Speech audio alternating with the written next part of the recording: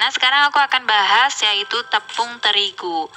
Ada 3 jenis tepung terigu yang biasa kita gunain di dapur. Ada tepung terigu protein rendah, ada tepung terigu protein sedang, dan ada protein tinggi. Nah, mungkin teman-teman masih ada yang bingung dengan perbedaan 3 jenis tepung ini. Meskipun terlihat sama, tepung terigu memiliki perbedaan yang didasarkan pada kadar proteinnya, beda jumlah kandungan proteinnya, beda pula sifat dan fungsinya. Perbedaan tepung terigu ini juga mempengaruhi dalam proses memasak karena tiap jenis tepung penggunaannya pun berbeda-beda. Maka dari itu penting bagi teman-teman untuk mengetahui perbedaan dan jenis-jenis tepung terigu agar tidak salah mengolahnya. Lantas apa perbedaan tepung terigu protein tinggi, sedang hingga rendah? Mari simak penjelasan saya dan ini setahu saya ya teman-teman. Nah, yang pertama akan kita bahas adalah tepung terigu protein tinggi. Merek yang biasa kita gunakan seperti Cakra Kembar, Golden Eagle, dan Komachi. Tepung terigu protein rendah atau biasa kita sebut tepung roti. Kandungan protein dalam tepung terigu protein tinggi ini yakni sekitar 13-14%. Disebut tepung untuk roti karena kebanyakan roti memerlukan kadar protein yang tinggi untuk menghasilkan banyak gluten. Semakin tinggi kandungan protein terigu, semakin banyak gluten di dalamnya. Adonan pun semakin kokoh sehingga volumenya bisa lebih besar, teksturnya lebih kenyal, dan bagian kulitnya lebih coklat. Tepung terigu protein tinggi ini juga bisa digunakan untuk membuat mie karena dibutuhkan tekstur yang kenyal dan adonan yang tak putus jika direnggangkan.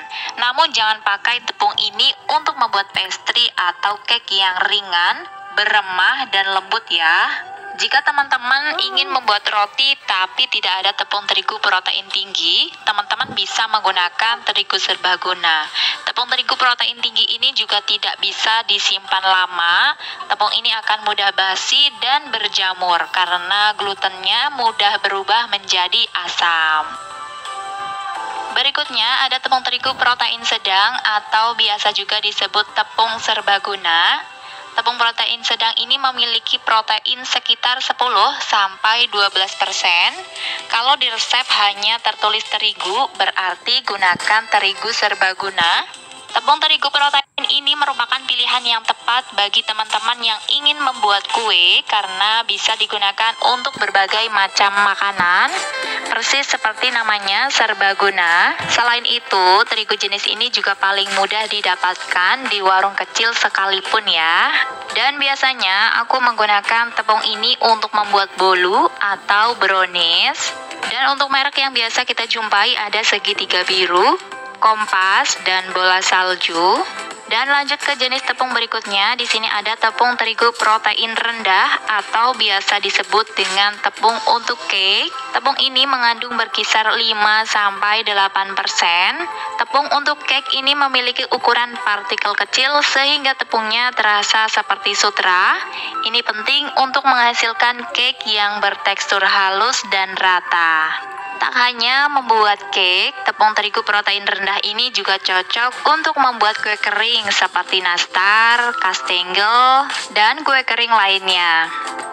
Dari segi tahan lamanya, tepung terigu kunci biru atau protein rendah lebih tahan lama dibandingkan dengan segitiga biru atau cakra kembar karena daya serap airnya yang lebih rendah. Nah, kalau teman-teman mau bikin nastar atau cheese stick atau kue lebaran lainnya, kalian bisa bikin pakai kunci biru ini karena bisa tahan lama 4-5 bulan. Nah, berbeda dengan tepung terigu protein tinggi, untuk daya tahan simpannya sebentar banget, kayak misal roti, mie, donat, paling bertahan 1-3 hari aja.